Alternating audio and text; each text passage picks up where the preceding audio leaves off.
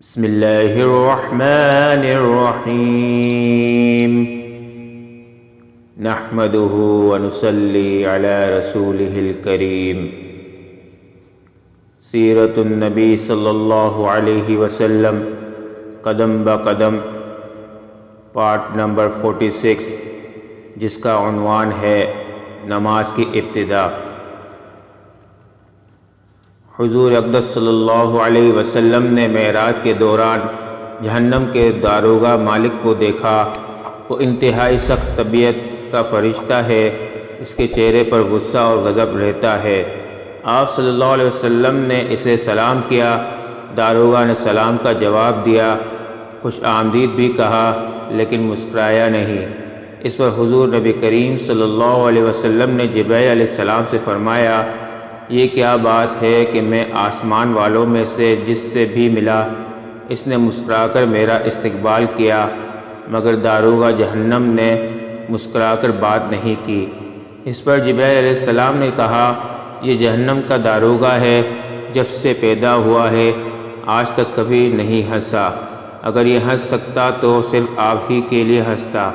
یہ بات اچھی طرح جان لے کہ نبی کریم صلی اللہ علیہ وسلم کو معراج جاگنے کی حالت میں جسم اور روح دونوں کے ساتھ ہوئی۔ بعض لوگ معراج کو صرف ایک خواب کہتے ہیں اور بعض کہتے ہیں صرف روح گئی تھی، جسم ساتھ نہیں گیا تھا۔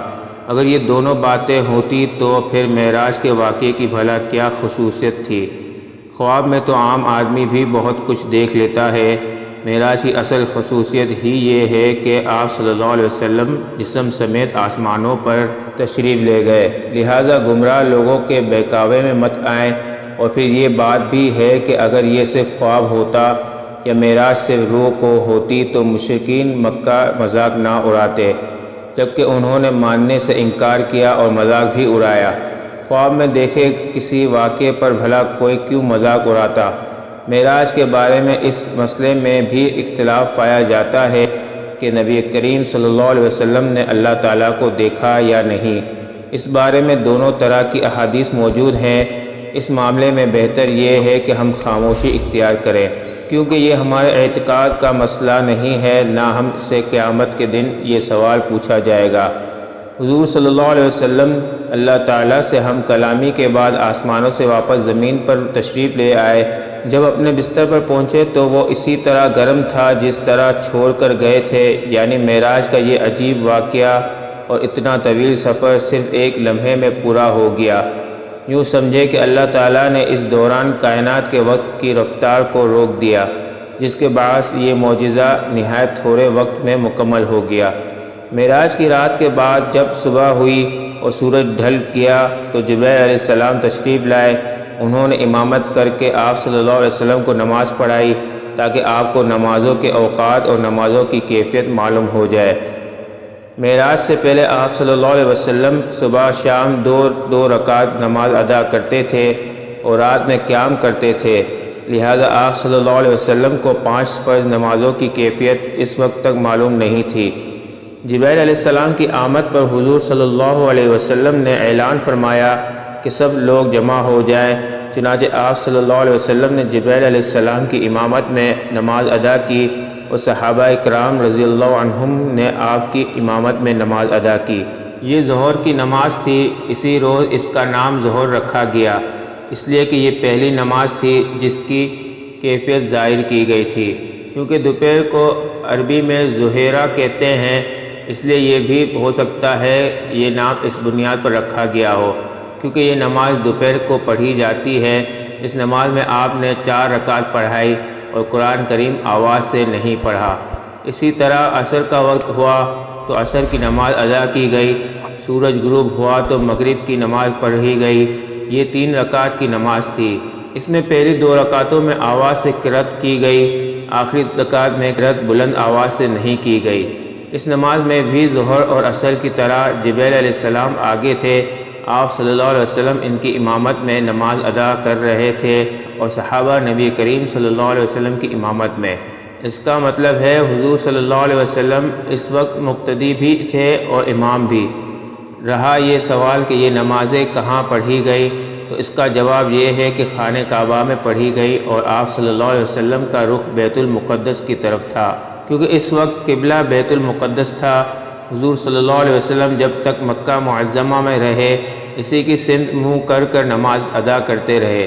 جبرائیل علیہ السلام نے پہلے دن نمازوں کے اول وقت میں یہ نمازیں پڑھائی اور دوسرے دن آخری وقت میں، تاکہ معلوم ہو جائے نمازوں کے اوقات کہاں سے کہاں تک ہیں۔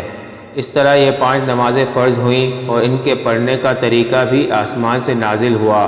آج کچھ لوگ کہتے نظر آتے ہیں نماز کا کوئی طریقہ قرآن سے ثابت نہیں، لہذا نماز کسی بھی طریقے سے پڑھی جا سکتی ہے، ہم تو بس قرآن کو مانتے ہیں۔